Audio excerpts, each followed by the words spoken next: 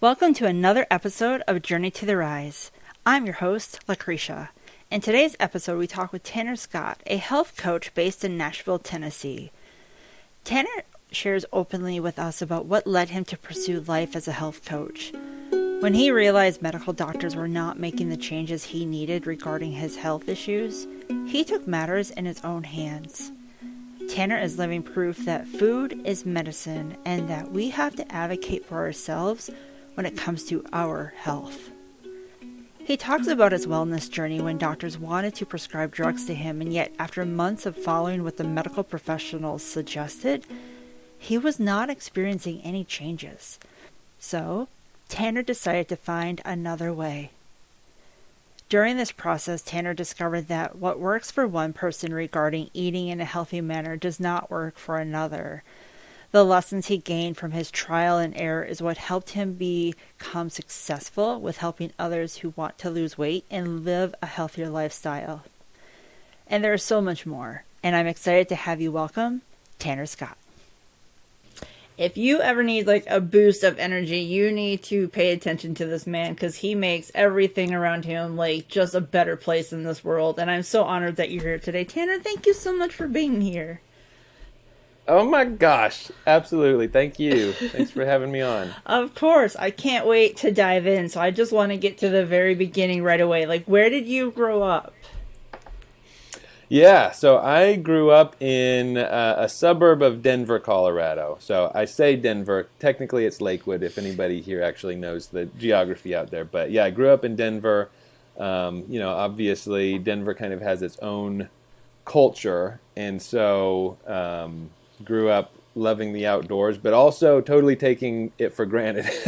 So when I go back these days to visit my family, I look at like on the drive to their house, these huge mountains and stuff. I'm like, man, I just didn't even notice them when I grew up there. It's so crazy how we like just become so accustomed to that kind of stuff that we just forget that it's so amazing. But yeah, so Denver. That's is the answer to your awesome. question. That's amazing. And were you, so I'm guessing because it was Denver and there's so much, you must have been more of an outdoor cat. Was your family pretty close and active with the outdoors? Yeah. So obviously, I live in Nashville now, and it's a bit of a different culture. And specifically in Denver, there's such a focus on the outdoors and activity and that kind of stuff. Snowboarding, mountain biking, hiking, camping, all of that kind of stuff. So that was kind of just what I grew up with. So yeah, I grew up in Boy Scouts, and my dad was, one of the troop leaders, and so we'd go hiking and camping all the time. We'd go up skiing or snowboarding. I got into snowboarding eventually, but started out skiing. Ride our bikes all over the place. I would just ride bikes every single day with my friends or with my dad or whatever. So, Wow. yeah, definitely very active. Kind of now that I look back on my childhood, and we played sports. Me and my brother both played sports our whole entire life. So it was definitely a much more active-minded culture where it's just kind of something you do. Right. Yeah, absolutely. So were you pretty active in sports in high school? What was your high school experience like? So high school, I was active for sure. It was interesting because I actually started at one high school. So I have an older brother. He's 2 years older. So he went to a school that was not our home school, but it had a program called the IB program. I don't know if you have heard of it or not. But anyway, it's kind of like college level courses for all 4 years. So it's pretty intense. It's pretty rigorous. So he went there originally and didn't love it. So he transferred back to our home school. So because I saw him do that, I was like, okay, great. I'll just go to our home school first because I don't want to deal with that stuff. And I hated it. So I transferred to the IB program in the other school. Oh, wow. So I say that to say I was active, but I transferred schools in the beginning of my first year. And there were all kinds of reasons why I was, not very challenged. I don't feel like at that school, it was a weird just environment. I think we had 3 suicides amongst students in that one semester that I was there. Wow. So it just was, I don't know, I was not enjoying myself. So I did play tennis because it started at the beginning of the year. The season was over before I transferred. But then after I transferred, I kind of wasn't doing a whole, like I wasn't interested in adding more to my plate at that point. So in terms of sports, I played tennis through my whole academic career in high school. I did end up joining the track team, but mostly just as a social thing. It wasn't. I don't like running. It wasn't enjoyable as an activity, but all my friends were doing it, so I was like, oh, I want to hang out with my friends. So that's something I've learned about myself over the years is I will do anything if I get to do it with other people that I enjoy being around. Nice. Versus if I have to do it by myself, there are only a handful of things that I really enjoy doing. But I was pretty active, and in terms of just how my high school experience was, once I transferred to the second high school, I was extremely active in different communities and clubs and that kind of stuff. So I, did acting. I was in Future Business Leaders of America. I was the student body president. I was like doing all kinds of basically stuff to keep busy, and again, spend as much time as possible around other people. So that's certainly something that you may know, but maybe other people don't know, is I score so highly on the extroversion scale, it's like almost off the charts, because I just love people. Mm-hmm. Yeah, that's awesome. Absolutely. So you're super active in high school. What did you do once you graduated? So, graduated high school. Another thing I did in high school was I played in a band. And we were, somewhat popular within our little circle in high school. But, being from Denver and being from Nashville as a musician are two very different things. And so I kind of knew in the back of my mind, like, you're not probably dedicated enough to this to become like really successful as a musician. However, I loved music, so I applied to a lot of universities that had music business programs, which is what brought me out here. Went to Belmont University here in Nashville, studied music business, then started realizing those people are super dedicated too, and I didn't have that kind of passion and excitement for the music industry even. So a couple of years into it, I ended up adding finance as a double major. So that was great. Everything was going well. And then all of a sudden I graduated in 2009 and there were like no jobs available. But I did find a position at a laboratory that was doing really well still. So I started interning there, and that turned into an 8.5-year career at that company. And it was wonderful. It was fantastic. And then things kind of shifted. So after about 7 years, some things changed both in the culture of the company because some new investors took over. But also that was around the time that I started having some kind of health complications. And I started seeing maybe a new path for myself.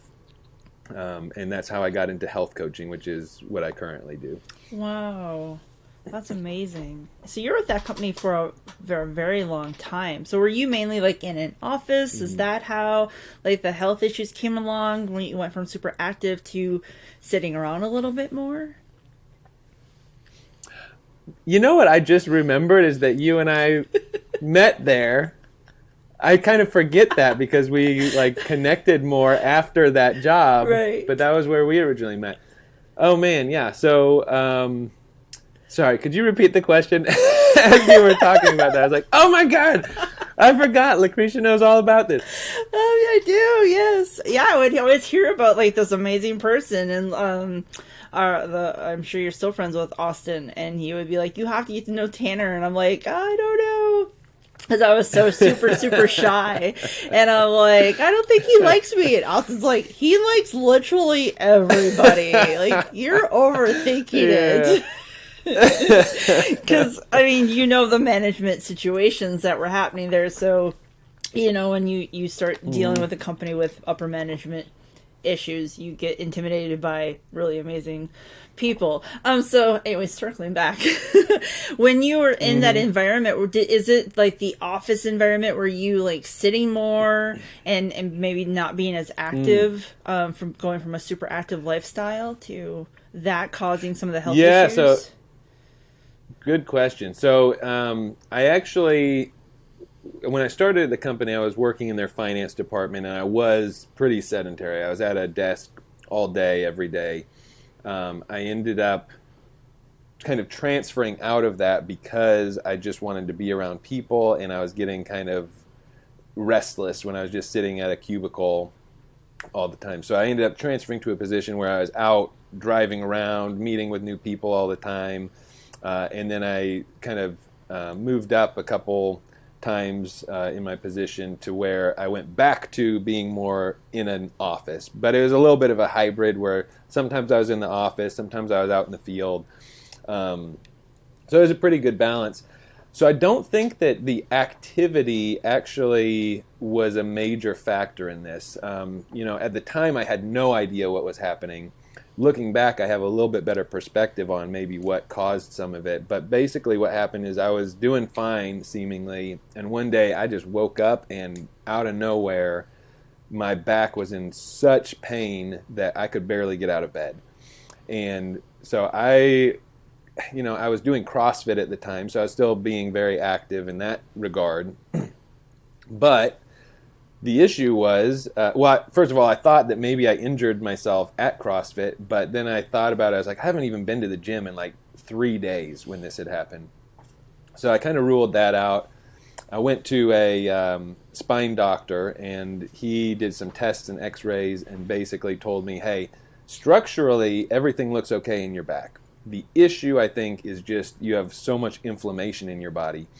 And I had no idea what that meant.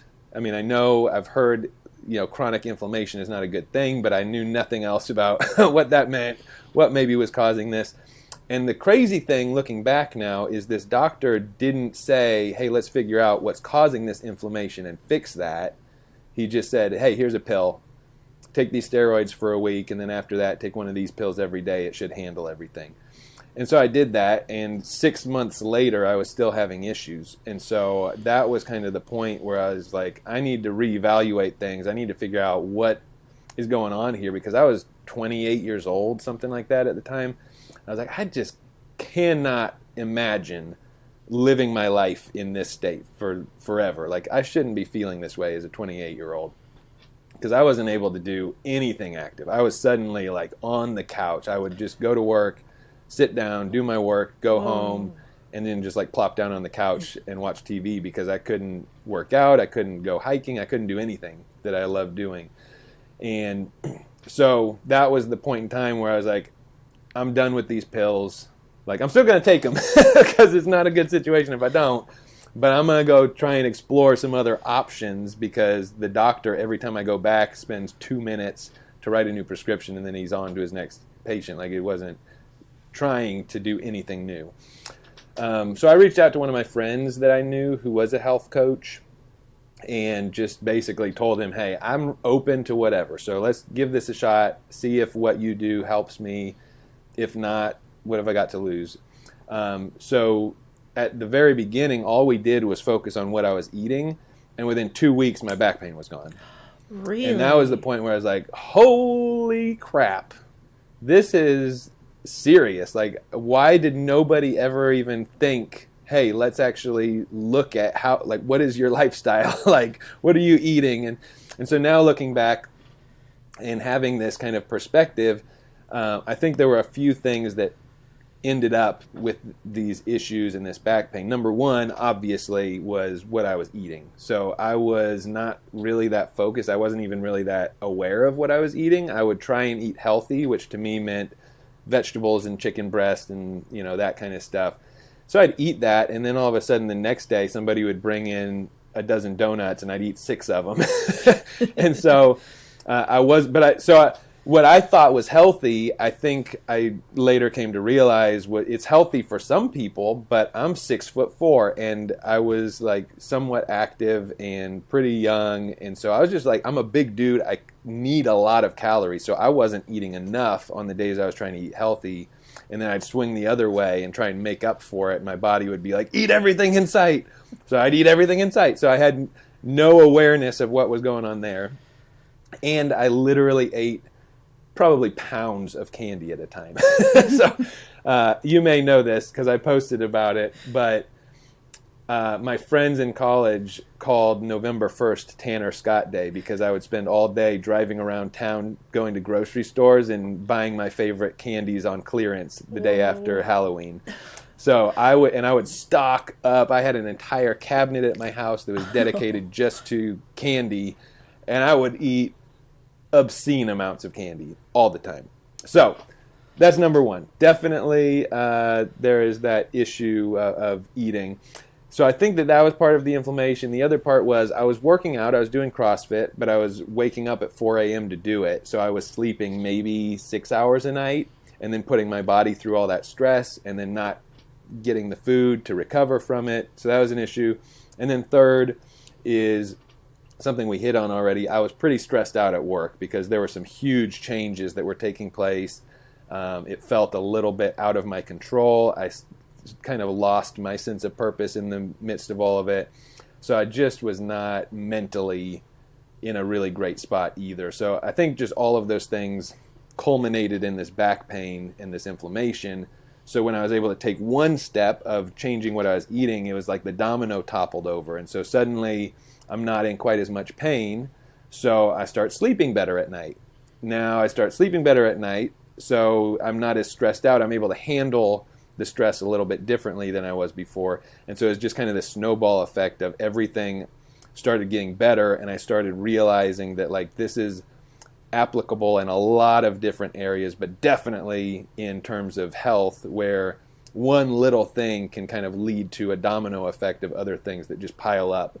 Until you can really see some pretty incredible results.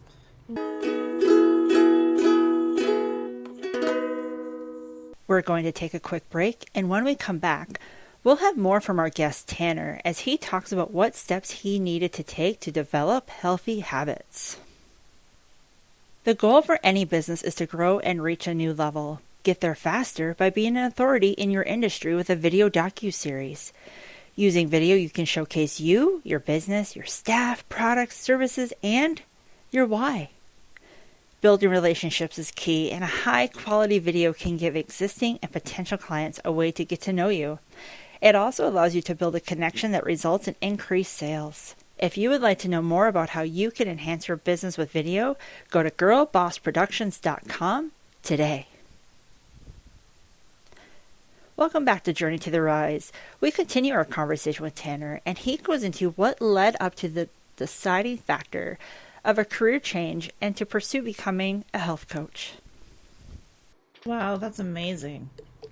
I think you're right. A lot of people, they are in the office situation where they'll go out to lunch and they have a salad, and then they go home and they will grill some chicken and have vegetables, and then come in the next day and someone's brought in donuts. And then you're sitting by the donuts. And if you're not sitting by the donuts, you make an excuse to go visit the donuts. Right. And it's like, oh, well, I had to walk a long ways, so I might as well take two. And if I'm going to take two, I should probably have a third to eat back to the desk. And the next thing you know, you've eaten 12 donuts. Right, exactly. And I think a lot of people don't realize the inflammation issues that comes from eating that way. Yeah. Well, and I also think in addition to that, because the inflammation is a huge deal, and inflammation is good in some instances. If you like break your leg, you want inflammation because inflammation is designed to go protect and like heal an injury or something like that. But the issue is a lot of people these days are like just walking around with high levels of inflammation in general. And so we're not really designed to deal with that. So it can have a really negative impact on a lot of areas of our life if we don't kind of get to the root of what's going on there. And another thing that I just wanted to kind of mention is I also think a lot of people that do the things that you and I just mentioned, of like going and eating a dozen donuts when we're at the office, sometimes internalize that and think, oh, this must be me. There's something wrong with me, when in reality, it wasn't anything wrong with me. It was just that I didn't have the tools yet to understand, like, how do I make different choices in this situation, and how do I, even better, set myself up to where I don't even have to make a decision. Because, you know, if you are someone who has an entire cabinet in your kitchen dedicated to candy, guess what? You're going to eat a lot of candy. Versus if I didn't have all that candy in my house, I probably wouldn't eat it. It's not even a matter of willpower. It's just a matter of, like, it's nearby and available. So of course I'm going to eat that at some point. And so I had to eventually make a decision, like, do I want to keep doing this? Because there are ways that I can very easily cut this out from my life. It wasn't that much of a challenge. It's just a matter of really, like, getting clear on why it matters to me. And then I had to decide to take some steps to kind of rewire my brain, because it didn't make me stop craving candy, at least not initially. But I had to be dedicated enough, because I knew what was on the other side of it, to kind of push through that initial phase, and also during that set myself up so that once I was out of that kind of like physical craving, that I knew how to make sure that I didn't just fall right back into my old habits again. So. Yeah, absolutely. And so you're working with your friend. He's helping you basically revolutionize how you approach food. You're seeing the differences. When was it that you said to yourself, I want to learn more about this program so that you could be helping others? It was surprisingly long. Given how 2 weeks, I mean, I had been working with a doctor for 6 months and didn't see all that much benefit. I saw a benefit because I wasn't always in pain, but I didn't see improvement, I guess, is really what it was. And then 2 weeks with working through this health program, I started seeing a huge drastic difference. You would have thought at that point I should have been like, oh my gosh, look at what's in my hands. I need to go help other people, because I think that I had an understanding at that point that, like, most people aren't taught about these things, and it's not a focus for most people. So almost everybody could benefit from it. But it took me probably 2 months before it actually clicked, and I was like, maybe this is something I would actually be interested in doing to help other people. You know, I think sometimes we get in such like a cycle of doing the same thing every day that when something new presents itself, it's hard to be like, oh, hit the brakes and let's just kind of even consider pursuing this new thing over here. So it took me a couple of months, and then once I did, I was still like very hesitant. You know, there was this very much a sense of like imposter syndrome of, I mean, I know it helped me, but is it going to help other people? Because not everybody's just dealing with back pain. Like, other people are dealing with a million different other things that I've never experienced myself. So it was just kind of wondering, I know that it's a great program. I know that it helped me. Could it help other people? And so I was just kind of playing around with it. I was dipping my toe in the water. My mom eventually decided she wanted to work with me. She told me later it was like basically because I had talked about doing it, and she was like, this kid is not freaking doing anything. He needs a little support here. So she signed up literally just to support me. She didn't think that it was going to be anything different or new from everything she'd done in the past, because she's done every single diet out there probably when I was growing up. And so she became my first client, and a couple months later I saw her down probably like, I think it was like 60 pounds or something like that, and she had a lot of energy. She was starting to like kind of almost, you know, when I was growing up, my dad was really the one that kind of spearheaded all of our activities, and the mountain biking and the camping and all that kind of stuff, the skiing and snowboarding. My mom was she was a little bit involved with some of that stuff, but not entirely. And all of a sudden, she's the one kind of pushing my dad out the door to like go on walks and bike rides and stuff. So I was thinking, that's pretty cool to see this happen, especially for somebody that I really love and care about. And so that was, I think, the catalyst for me to say, okay, I can help other people. And it's super exciting for me to be able to do that when it's especially somebody that I have this relationship with, where I can, have that satisfaction knowing that I've actually improved their life in some way. So that was when I was like, okay, it's time. I'm ready to just like jump in. So I put in my notice at work, started, Whoa. Just kind of taking that leap. I was a little terrified because I wasn't entirely sure if it was going to work, but I just kind of thought, I wasn't super happy anymore at my job. And this just seemed like something that could be really cool and could be a way to find just a new path for myself. So I went for it, and turned out working out great. Here I am 6.5 years later. So Wow. And what was the training process like for you to learn everything you needed to be able to pursue this?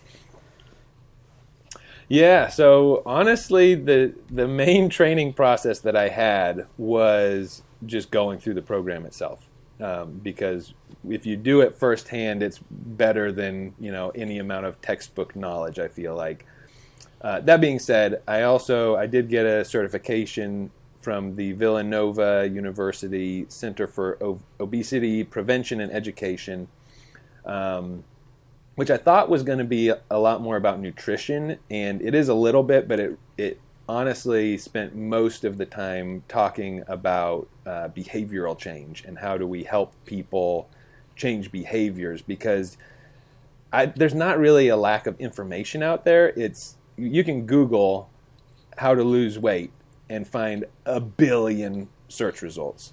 But the issue is people either do it, lose weight, and then return to their old habits, or they do it for a few days and then it fizzles out. So it's not that they don't know. I knew donuts were not healthy. And yet I was eating 6 of them at a time. So, I knew Sour Patch Kids were not probably great for my body, but I was eating pounds of them in a sitting. So it's not a matter of nutrition plays a part, but knowing what nutrition to utilize is certainly not the whole puzzle. It's a very small piece of it, I think. So that was the certification I got. And then my friend who was a coach before me mentored me through kind of starting up as well. So I still talk to, actually, there's 2 of them. My friend, it's a husband-wife combo. So I still talk to them all the time. It's really nice to have some kind of a team that can support even 6.5 years into this. Like, because there's going to be times where I'm just feeling bummed, or I just hit some sort of a roadblock and not quite sure how to get through that. Just having somebody, even if they don't know the answers, somebody to have like a sounding board to work through the problems together is really helpful. And then obviously I've also worked with hundreds and hundreds of clients at this point. So every time that I get to work with somebody new, I learn something new about just kind of how people work. What works for one person might not be perfect for another person, and just kind of how to navigate through all of that. Does that answer your question? Yeah, absolutely. Absolutely. And what kind of challenges did you feel you faced in that learning process of starting this new endeavor? Oh, man. There are new challenges to this every single day. I think some of the biggest ones, one I already mentioned, which was the imposter syndrome, and just getting through that first mental hurdle of like, can I actually do this? And I think that that's probably true every time we start something new, is like, am I going to fail? And if I fail, am I going to end up dead in a ditch somewhere? And our brain likes to go there and say, like, if this doesn't work out, you're probably going to be dead alone in a ditch. And so it can prevent us from really even trying in the first place. So getting through that first hurdle was probably the biggest. Then there was a matter of, okay, how do I make this my own? Because I think that it's great to have that mentor, but I was almost trying to emulate my mentor. I was trying to be a carbon copy of my mentor instead of being me within the process. And so I think that I was able to help some people during that time, but it also, I didn't feel super genuine during that initial probably year or so that I was coaching. So it was helpful, but it was a challenge for sure. And then I think that the third thing that has been a real challenge is, one great thing is I use a program. It's called Optavia. I know a lot of people may have heard of it. It's become very popular in the last couple of years. But what I love about it is there are different nutritional programs that you can use for people depending on what their goals are. But that's only a small piece of the program. There's also a coaching element. So I coach people. We work through a lot of the mental stuff, the things that really are going to determine your long-term success. Because again, I feel 100% confident that I can help somebody reach their goals. However, the difficult thing and the thing that changes from person to person is how do I make sure that not only does this person stick with it long enough to get to where they want to go, but then once they get there, that they continue to move forward instead of kind of that yo-yo and shifting back into old habits and that kind of stuff. So that's really a huge, huge focus of what I do, is walking people through the mindsets, their environment, how that's set up, starting to identify maybe what had been unconscious patterns in the past. How do I identify those and then tweak them if we need to make it into something that's a little bit more in line with their goals.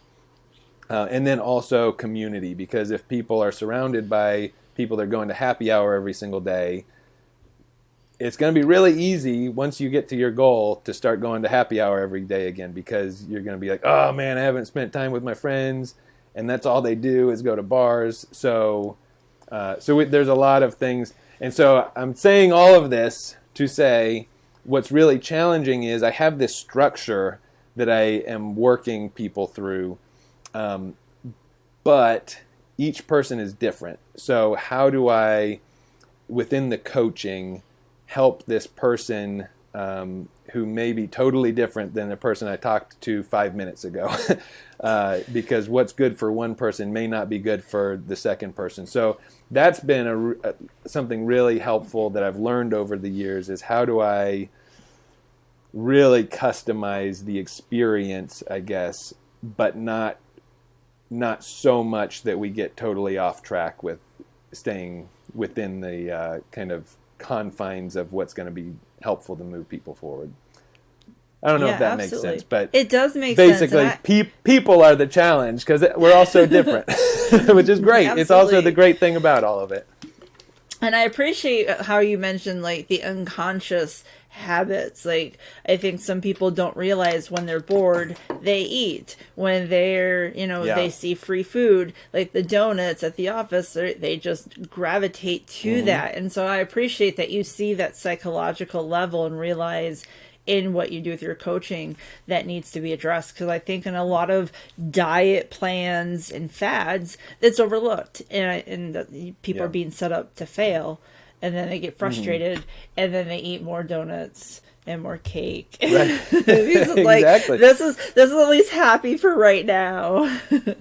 Right. And I think that's also something, I know I mentioned this before, but it's worth repeating, that people get into this shame spiral because of all of it too, because they equate failing with I'm not good enough or I'm not strong enough to make this work, when in reality it's just like our brains are wired in a way where nobody has unlimited willpower. There may be some people that have a little bit more than others, but like if you're relying on, hey, it's January 1st and I'm going to just stick my head down and go for it, like no wonder people fail after just a couple of weeks, because they're exhausted. They are like, willpower is going to run out at some point, and if we haven't identified some of these other things and really started to tweak them and take the shame out of the whole picture. Just look at it, observe what's happening, and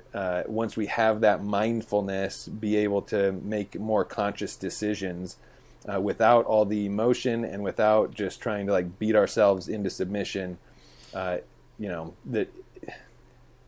there's so many ways to go about it, and a lot of them are not that helpful, I guess is what I'm saying. Yeah, absolutely. And I think some people, they get that New Year's resolution and they hit the gym. They're like, I'm going to be at the gym 5 days a week. I'm going to be there for an hour and a half. When 2 weeks in, they're exhausted and they don't go back because 5 days a week, an hour and a half every time doesn't work for their schedule, their lifestyle. Where if working with someone like you could probably suggest, what if you tried 3 days a week, 45 minutes at a time, and now you're accomplishing a goal. Right, exactly. So we actually have a Discord group, which I've never used the Discord app until recently, when one of my much more hip friends told me that we should start using it. So I have a group, and we do challenges in there. So we had a challenge going on, just kind of like a friendly competition through the holidays last year. And one of the ways that you could get points in this competition was 30 minutes of intentional movement. And we were very specific about not defining what that meant, because it may mean something totally different for each person. And one of the comments that we got was there was somebody that was in the challenge and got a point for that every single day for, I think it was 55 days was the challenge. It was a long time. It was like almost 2 months. And she said, this is the first time in my entire life that I have moved in, like, intentionally, like, gone and done some sort of movement or exercise for more than a week at a time. Because I think a lot of people have that mentality of what I have to do to make it count is I have to go to the gym and work out for an hour. When in reality, like, you could just go on a walk. Like, there were a lot of people that would just go walk on their break for 15 minutes twice a day. And that is so much better than just sitting at a desk. So it can be little small things. Even if I was almost a little bit hesitant to make it 30 minutes, because sometimes people just need to start with like 5 minutes. I had one of my clients, we were talking about how do we get more activity, because she was like, I just keep wanting to go on walks and whatnot. And so I asked her, I was like, okay, what do you think you could do on your absolute worst day? You get home from work, you're super exhausted, you don't want to do anything. What do you think you could do? She said, I could probably go for, 30 minutes, maybe walk for a couple of miles, I don't know. And I said, okay, great. 30 minutes is what you could do. Let's cut that by 6 and say 5 minutes a day. So on your worst day, you think you can do 30 minutes. But we're going to go way, way, way, way, way less than that and just say 5 minutes. So I was like, could you do 5 minutes a day? Like, literally start your timer when you leave the door. And if it's 5 minutes and you go back home, you get to check it off. She said, oh, yeah, that's easy. Of course I could do that. So we did it for a week. And at the end of the week, I was like, so how did it go? And she said, well, it was great. I walked out. I did it every day. And about 5 of the days, I ended up walking for like an hour, because I was just out already. I enjoyed it. And so it's just like sometimes mentally we just have these barriers where we think we have to do something big to make it work, versus just saying, I don't need to do anything other than a couple little tiny things. And then if I feel like it in that day, maybe I'll do more. I don't know. So anyway, breaking things down like that into micro habits where it's so doable you cannot fail. Yeah, is really helpful. amazing. That's something that's helped me a lot too. Yeah, because you're setting people up to succeed instead of setting up something unrealistic where they might fail. That's amazing. That's fantastic. Yeah. So, and I think just psychologically it also is totally different, because obviously she could do 30 minutes almost every single day, but the idea of going out for 30 minutes until she was in the act of already doing it felt daunting for some reason. So it just kind of like breaks down that psychological barrier that a lot of people put up. I love it. That's awesome. So things start to change and evolve with your health. You're with this program. Like, how did you know? Was it because of the positive changes you were experiencing? Like, how did you know this was the right program for you? Yeah, I think it was a handful of things. One, and really the main thing, was it helped me. So from personal experience, I was like, well, I know it's legit. I know that it works. I know that it's helpful. And I know that it has elements that I think are missing in a lot of other programs. So that was number one, is it helped me. Number two was I saw that it was not just kind of like a one-size-fits-all approach, and it was so much bigger than the nutrition piece, because again, there are a billion different ways you could lose weight or get rid of your back pain or whatever it is. Like, there are so many avenues you could go. It's almost overwhelming. And some are really great and healthy and some are not. But if we don't deal with what's going on internally in our minds and in kind of that, in our environment as well, if we don't deal with the people we're spending time with, it doesn't really matter. Like, nobody wants to reach their health goal only to then be back to where they started a few months later. Like, that's almost worse to me, because then again you get into that shame spiral of like, well, I just wasn't strong enough to like continue my progress or whatever, and that's not the case. Like, there are so many reasons why that happens. So I loved that there was a component that was specifically designed to help people with that mental piece, that it wasn't just about weight loss or nutrition or inflammation or whatever. It was also about sustainability. And then I think what really kind of just made it a very obvious choice is that my friend was going to mentor me. So I was like, okay, if I have support, like I had my alarm's going off.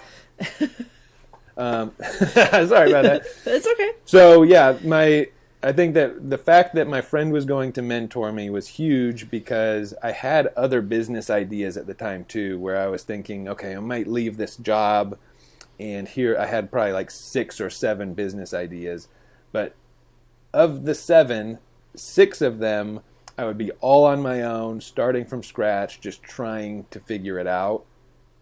Whereas this, I had somebody who had already done it, who was already successful, who could kind of point me in the right direction, and who I could like lean on in times when I was being challenged. Because, as an entrepreneur, it's hard. Like, it is so different than working at a job where you just show up and you get a paycheck, because you're really responsible for making it work or not. And so again, that gets into the whole emotional roller coaster as well. And so I think it's really, really important to have other people, if you're doing any sort of entrepreneurial venture, to have other people in your corner that you can kind of rely on to just at least let you lean on them for a second if you're feeling tired and exhausted. Yeah. So that was a really big deal for me, and really why I decided to go this route is I thought, if I fail in this, then I have these other things I could fall back on, but really, like, this seems like the easiest, most direct route to getting to where I want to go, which was do something I'm passionate about, and hopefully where I can kind of set my own schedule and turn this into whatever I want it to be. Have a little more control over that part of my life. Yes. That's amazing. And do you feel, because you've been through the program, you faced your own health challenges, is that a way for you to be able to relate to your clients? Oh my gosh, 100%. Yes, absolutely. In fact, I don't know that I would have been successful if I hadn't had that challenge. And I know that when we're in the midst of these like challenging times in our lives, it can feel overwhelming and scary, and it's not fun. But looking back on it, 6.5 years removed from when I was having all that back pain, I can look at that and point to it and be like, that is the reason that I'm here right now. Like, that is without that, I would not have had any of this happen. And even if I had tried to start going that route, I don't think I would have been very successful, because if I had imposter syndrome when I knew it worked and I had the experience of it, like, drastically improved my life, imagine the imposter syndrome I would have had if I hadn't had that experience, you know?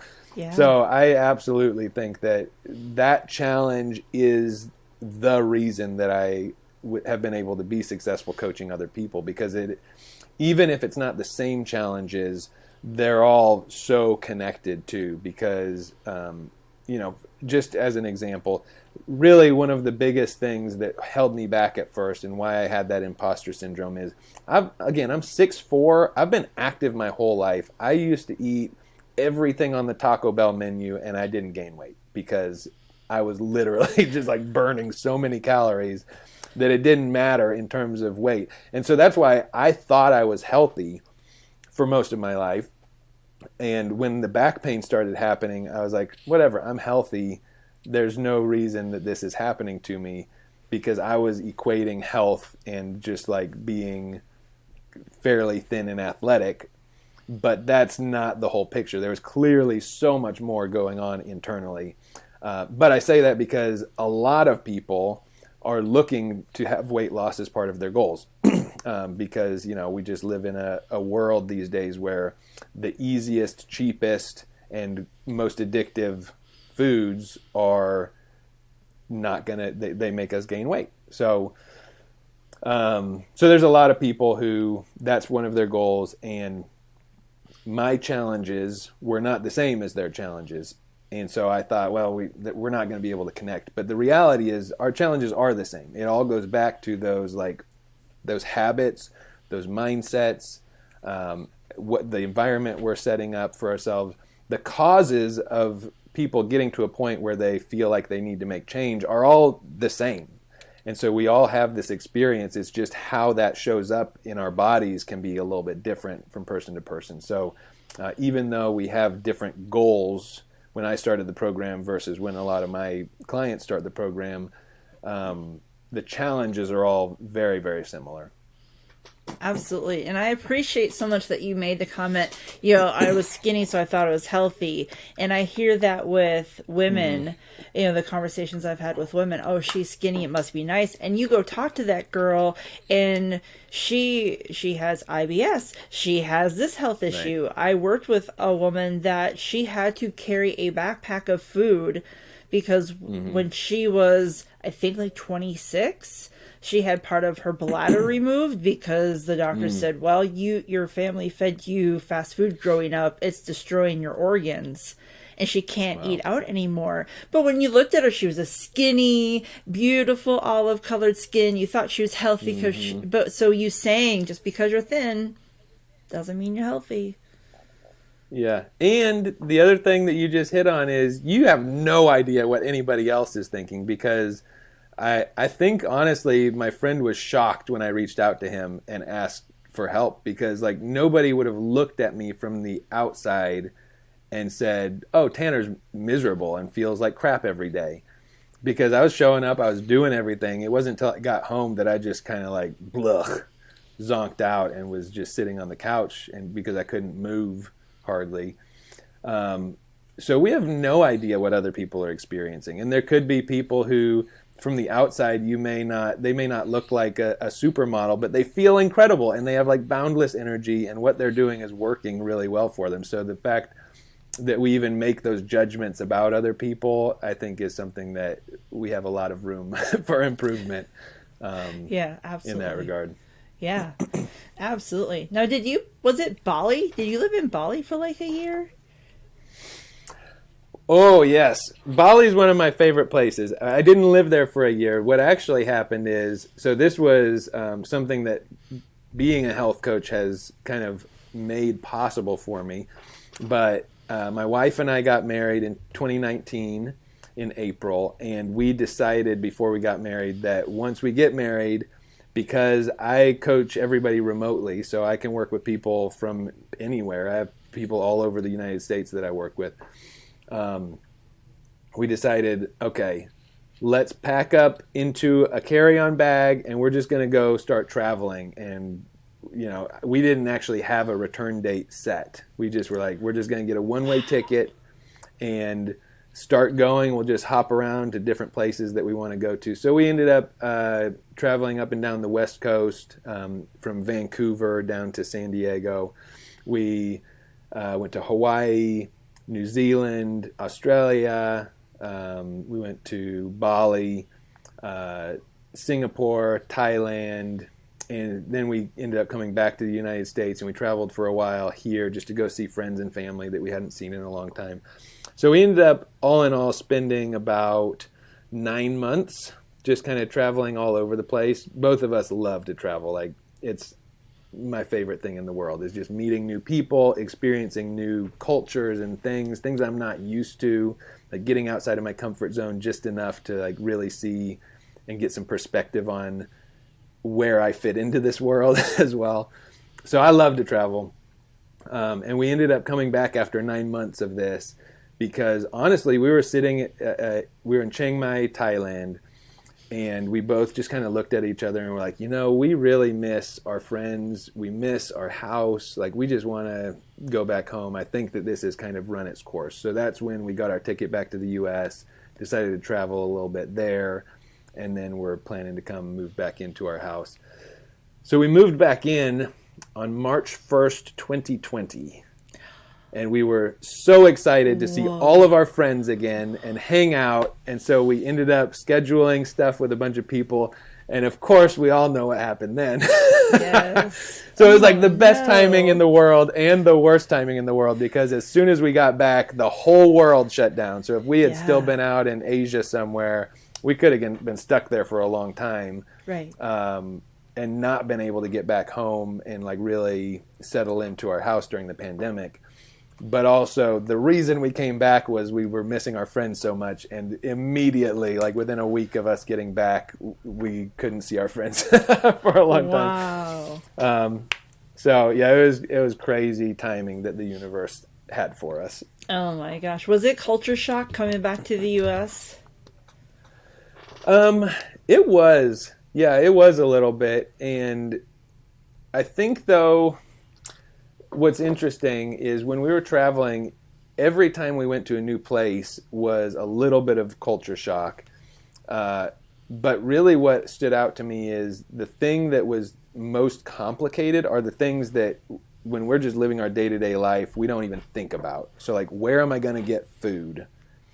How do I go to the restroom? Like, is there going to be toilet paper when I go to the bathroom? That kind of stuff. And so, like, how am I going to do my laundry? Those were the things that took a lot of mental energy when we were traveling. So when we got back, it was a little bit of culture shock, although, again, it was culture shock to everybody in the whole world because all of a sudden we had nobody else to do anything with for a really long time. We were just kind of like stuck in our houses. But what was really nice about it was even though we were in this pandemic situation and things were all changing and different, we at least knew where we were going to the grocery store to get food. We at least knew, like, okay, I have this kitchen where I can set up and like prepare meals for myself and that kind of thing. So all the basics I didn't have to worry about suddenly. But yeah, I mean, there are really amazing things about every culture I've ever interacted with, but they're all very different. So coming back here, there's a lot of nice things about our culture, and there's a lot of things that are challenges as well. Yeah, absolutely. And I think a lot of that comes back to health-related stuff as well. Yeah, our culture absolutely. is really not designed in a way to let people be really social and eat really healthy on a regular basis. So it becomes much more of a challenge than somewhere like Bali, where we walked everywhere. All of their food was super fresh, very affordable. It's very different here. Yeah, that's for sure. You're absolutely right. What's your fitness routine? How do you stay physically fit? Man, this is a great question for where I am right now. So I have a couple answers. for a long time, CrossFit was what I did. I love CrossFit. I think it's great. I definitely think that it has a huge amount of benefits. Also, when I was first starting CrossFit, I injured myself a number of times because I had a big ego. And so I was trying to push myself further than I needed to push myself. And, it didn't turn out well. I was trying to lift more weight versus have good form when I was lifting more weight. So there are certainly downsides to that kind of thing. However, what I loved about it, and again, going back to something I said earlier, I have learned anything in a group I will absolutely love. So group activities have always been my thing. I think I learned this originally when I accidentally walked into a Zumba class. I literally didn't know what class it was, but I was like, I'm not having fun on these weight machines. I'm just going to go see what's going on in there. And the instructor looked at me and was like, do you want to do this class? I was the only male in the entire class. I was like, yeah, let's try it out. And I freaking loved it so much that I went every single day for like a really long time. I went and got certified as a Zumba instructor. You did? I loved it. Oh, yeah. You didn't know this? No. Yeah.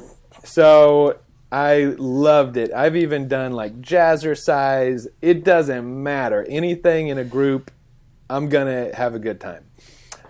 So that's typically what my routine looks like. However, last year I had an issue where I went to a kickboxing class, and I think I did something where I still don't know what happened, but about 2 or 3 hours after the class, I started having some really bad hip pain, and it kind of like radiated up into my lower back.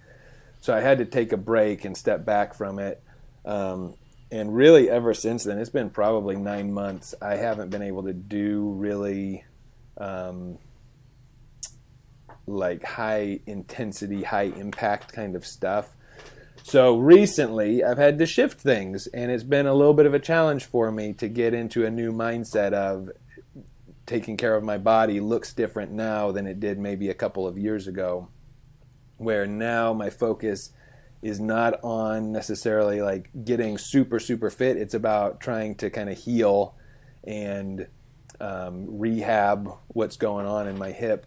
So I'm doing a lot more just like mobility stuff. I'm doing some yoga, and then I'm just trying to strengthen. So I've been going back to the stupid weight machines, and thankfully I've convinced my wife to go with me because, again, I don't like doing it on my own. So, but I've been doing that just because I've been finding that it really has been helping. It's the only way that I've found that doesn't aggravate the injury too much, but still helps make my joints stronger so that hopefully I can recover a little bit easier. So, I guess the takeaway from this is it changes over time. There's not like one fitness routine that's going to be best for every person or even the same person in different situations. So it's just the best exercise routine is the one that you're going to do and enjoy. I love that. Absolutely. And you mentioned your wife. She's amazing. And I think to be successful, it helps to have that support system at home. Like, how did you two meet? And, what was it about her that you just absolutely love? Oh, man. Lots of things. So we met through, the short version is we met through mutual friends. So the very first time I ever met her, I don't actually remember meeting her, but she claims we did. She had just come from a silent retreat to a New Year's Day party that I was at, and she apparently remembers introducing herself, but after that, she literally just like sucked back into the wall and just observed because she hadn't spoken to anybody in a week. So she apparently heard me say a lot of things, but I don't remember her interacting really a whole lot. So apparently that's when we met. But then those mutual friends, we actually for sure met each other at their wedding. And then later on, I met her a few more times. And she just was really cool. She just is and she balances me for sure. She's definitely much more of like a little bit more introverted, likes to stay home, whereas I could just like not come home for 5 days and enjoy that just fine. just like find. I actually did do this. I don't know if you knew about this, but I literally just packed up stuff in my car and decided I'm just not going to go home for a week. This was when I was at the old company too. So during an entire week, I just didn't go home, and I would like set up a hammock somewhere around town and sleep through the night, and then like go into the office and shower there. And so, yeah, we're very different in terms of our personalities, which I think is a good balance. But she's just very kind and considerate, and she also is much better at like emotional things, whereas I have a really tough time stopping long enough to understand what's happening for me emotionally until it gets so big that I'm like, I have to. And so it's been nice to have somebody that can kind of reflect what she's experiencing of me so that I can stop maybe a little bit earlier and be like, what is happening? What am I feeling right now? And, you know, it's also great just to have somebody who loves things that I love, like travel and yoga and, you know, doing some fun things when she's feeling up to it and wants to be around people. Yeah, she's absolutely outstanding. And I did know about that. Our mutual friend would reach out to me every night, and he's like, I'm very worried. I want to check on him. I'm like, then check on him. And then like there was one night during that you didn't respond, and I was getting a phone call from him. Like we talked twice that night. He's like, what if he doesn't show up to work? I'm like, then we'll go find him. Gosh. It's fine. I'm sure he's okay. And then you showed up to work, and I got a text message. He's here, and I'm like, all right, all as well. But That's yes, I so do. funny. Yeah. Because I did. I don't even remember who I told about that. That's funny. I actually did a nomadic thing, and he reached out to me, and he's like, he's done it. You should call him for advice. Yeah. So I love that you're willing to just go and try, and it's good for introverts to have an extrovert to have an introvert run them in once in a while. So I love that you guys are very, very balanced. It's beautiful. Yes, indeed. Now we have to talk before I let you go about the best thing that's happened to your social media and possibly the best thing that's maybe happened to your life. And I think your wife would support this, but I want to talk about JoJo. Yes. I know where you're going. Yeah, Yes. exactly. I knew you were talking about JoJo, and he is the best thing that's ever happened to the whole world. He's so perfect. So JoJo, I can't even explain it. You can't even see a picture or a video and really understand how freaking cute this dog is. But he has the body shape of a corgi, but he has kind of longer, flowy, curly hair. He's about half Cocker Spaniel. We did the DNA test. He's about half Cocker Spaniel and then 9 other breeds mixed in. So he's a little bit of everything. But he just has the sweetest face in the whole world. His eyeballs will just like pierce your heart. Oh, he's so good. And I know that you know how great dogs are. But JoJo, honestly, was very much Emily's. She's responsible for us getting JoJo because, you know, I love to travel. And I was like, I don't want to get a dog. So I really put up a fight because I was like, this is going to put a real damper on travel and just flexibility and freedom. So for a long, long time, several years, I was like, no, we're not getting a dog. But then we came back from our travels. And actually, while we were traveling, part of how we did that was that we would house sit for people. So we spent like an entire month in New Zealand dog sitting for somebody so that we got our housing for free that whole month. We did the same thing in Australia, a lot of places in the U.S. And when we were in Colorado, visiting my parents, after we had gotten back from our travels, we were staying at a place in Boulder, and there was a little King Charles Cavalier Spaniel named Rocky, and he was the cutest freaking dog, and so snuggly, and such a big personality, and just like, amazing, that I finally was like, okay, if we can find a dog like this, I'm down. We can get a dog. And also the service that we were using, it's called Trusted House Sitters, by the way. It's amazing, and if you need a referral link, it gives you a discount. So I don't know, reach out to Lucretia, and then she'll reach out to me or whatever. I can give it to you. But it's a great service, even if you don't use my referral link. But they basically pair people that are looking for a dog sitter or a cat sitter or just a house sitter with people that are traveling and need a place to stay. So I was like, okay, well, we could use that, and I could still travel. Even if we get a dog, we can still travel, and we can have people come stay with Jojo. Well, I didn't know his name was Jojo at the time. But so I finally gave in. We started looking. This was as soon as we got back in March 2020. We started looking for dogs. And then, of course, everything shut down, and we couldn't adopt anything because all of the shelters had closed down their doors, weren't allowing people in. And then when they finally started opening back up, everybody was cooped up at home and wanting a freaking dog. So there were no dogs available. The inventory of dogs was just wiped out. And so it took us months of searching. We applied for so many dogs. And eventually, we finally got a call back that this dog was actually available. And there's a longer story, but I won't go into it. But let me just say, it's as if there was a higher power just waiting for this one dog to come into our lives. Everything aligned. And we went down to Alabama because we had to extend our search. And we walked in, and this little dog, his name was actually Mr. Squiggles at the rescue, ran up to us, and it was immediate. This is our dog, and he's so great. I can't even explain how I feel about Jojo, but hopefully everybody out there has maybe a dog that they feel similarly about, because he's perfect. He is perfect. Way. Absolutely. It makes me happy. He's kind of stinky, but I like it. Right? It's weird. I know. I like to shove my face into his neck and just sniff him because I love how stinky he is. Mm-hmm. Anyway. I get it. I totally understand. Yeah. I totally understand.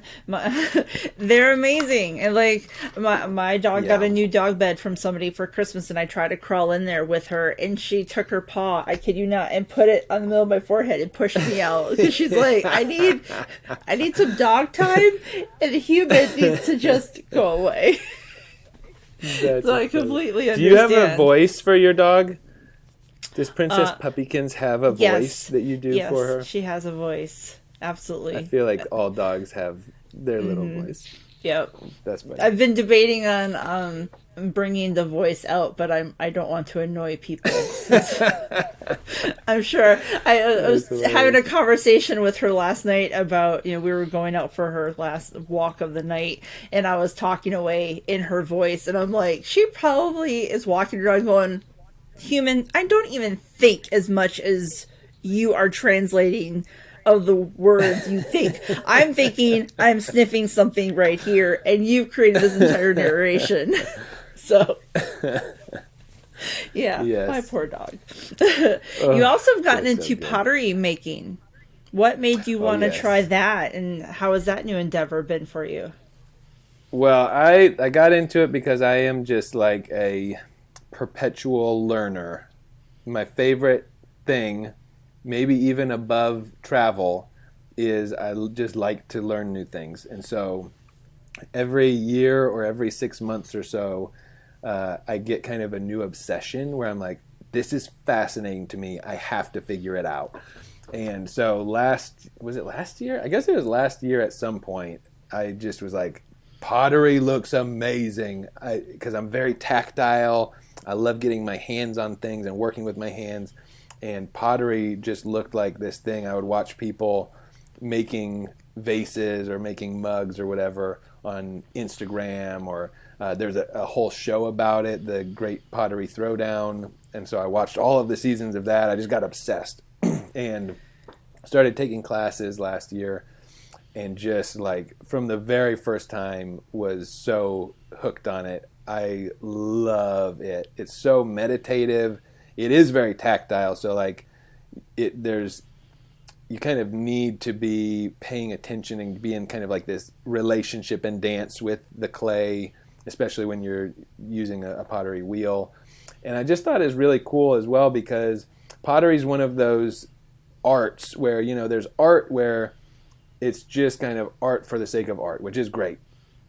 And I love that. There are like paintings and sculptures and all kinds of stuff that's just art, and then you put it on the wall so you can look at it because it's art. But then there's this whole world in pottery where it's art and you have like unlimited creativity almost with what you do with it.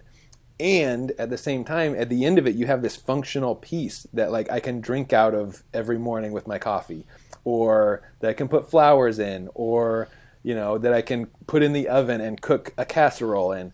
So it's just this really, I thought that was part of what fascinated me, is it's this really cool intersection between function and art, where I get this amazing creative outlet, and at the same time can be making things that are actually going to be practical and that people can use the art at the end of the day.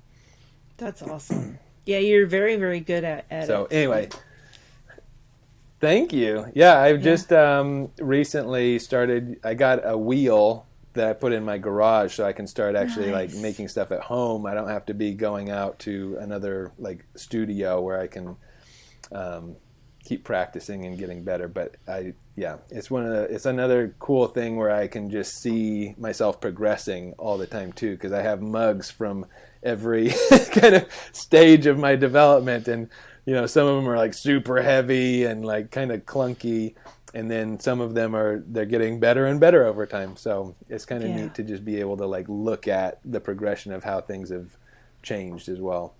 I love that. That's amazing. So what's next for you and your business? Oh, well, so I think that really one of the things I've started shifting a lot lately is wanting to get people more involved in a community. So that's why we started that Discord group recently. And by the way, the Discord group is actually open to anybody. It doesn't even have to be clients. It doesn't have to be people who are doing a specific health program. Obviously, a lot of the people in there are kind of going through similar programs with us. But it's just a place that people can kind of interact with each other and get ideas from each other, because I do think that one of the downsides to the pandemic is I feel like people have separated a lot. It's a lot, at least in my world, and I think probably a lot of people can relate to this, it's harder to find situations where you're really like in a social setting and interacting with people and that kind of thing. It takes more effort than it used to, I feel like. But one of the great things is there have also been a lot of ways where people have found connection through online means. So both in person in Nashville for people who are here, and online for people who are maybe like all scattered throughout the country. I'm really wanting to build this sense of community where we can all kind of be doing this together, so that we're not just sitting alone. Even if people aren't being coached by me or coached by somebody else, at least the least we can do is find like-minded people and just support each other that way. Because when we support each other on kind of like our goals, it's helpful for everybody. Everybody wins. So that's really the biggest focus, is kind of shifting away from only one-on-one interactions with clients and helping people in that way. I'll still be doing some of that, but also building up this social aspect of it as well. And that's also, that is for my clients. It's also for me, because again, I love people and I want to get to know new people and be around people that are focused on the same things that I am. So I guess that's the main thing that's next. Other than that, there's not a whole lot changing. I'm also looking into, recently I've become very focused on environmental sustainability and trying to figure out ways that I can help the world in that regard. So I've been looking into even potentially having another job where I'm able to help in that aspect, and at the same time coach people on just kind of their personal health and sustainability. Because what drives me in all of this is I want people to just enjoy their lives. And the only way we can do that is if we feel good and if we feel confident enough to go out and do the things that maybe we're a little bit nervous to do or don't feel quite comfortable doing right now. So getting ourselves to a point where we feel good enough to do the things we want to, and making sure that all of those things are available to us and don't go away at some point, I think is super important. And it's been on my mind lately, that I just want to do what I can to conserve all of the amazing places that I've seen in the world. You know, I went to the Great Barrier Reef when I was in Australia, and it's still beautiful and wonderful, but it was like bleached. Large sections of it are bleached. Like the water is too warm for all of the life to actually be there anymore.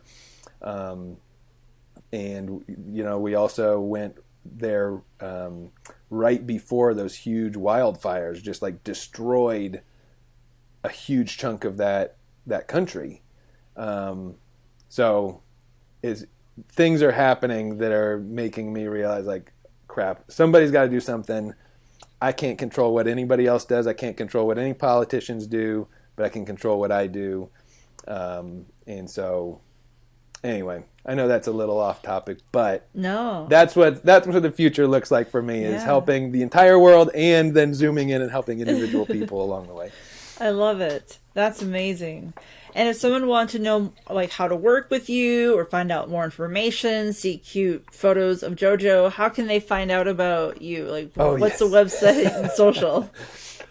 Totally. So on Facebook, I am just Tanner Scott, and you know, I'm sure there are quite a few out there. So if you can't find me, go to Instagram, and I'm Tanner A. Scott on there. And if you're interested at all in, like, just talking to me, you know, you can reach out to me on any social media platform. But also, if you go to comealivehealthcoaching.com, that's my landing page. You can sign up to just have a free conversation with me where we just kind of talk through what your goals are, see if what I do would even be a good fit, and kind of talk through some details of it if so. So if you want to just sign up for a free assessment call, you can just go on there. comealivehealthcoaching.com. I love it. We'll get all those links posted in the show notes. Thank you so much. I know you're super busy, and I know we went over a little bit, but man, thank you so much for your time today. Absolutely. This has been super fun, and I appreciate you just even inviting me on. This has been great. Absolutely. Yay. You were awesome. That's it with health coach Tanner Scott. Next week, we talk with Chelsea Elbert, a hypnotherapist and intuitive healer. I wanted to work with people on a deeper level. I could see people, you know, just, oh man, just spinning. And I was like, if you could just, but I didn't have the permission to do it. So I'd been looking for ways to, you know, I'd been doing energy work for a little while, and that was just kind of within my own practice, kind of enhancing my own beauty industry stuff. And I had always been sort of fascinated with hypnosis. It kind of like, you know, even since I was a little kid, I remember watching a Scooby-Doo episode about, like, you know, Daphne getting hypnotized. I was just fascinated, probably because I'm always so in my head all the time. I was like, ooh, what would it be like to be totally out of my head? Hey, thanks for listening to Journey to the Rise. Please do follow us on your podcast app so you have the latest episode downloaded. If you want to follow us on Instagram, our account is at Journey to the Rise Podcast. This episode was researched, produced, and edited by Girl Boss Productions. And remember to be kind to yourself. When we're kind to ourselves, it makes it easier to be kind to others. I'm Lucretia, and you've been listening to Journey to the Rise.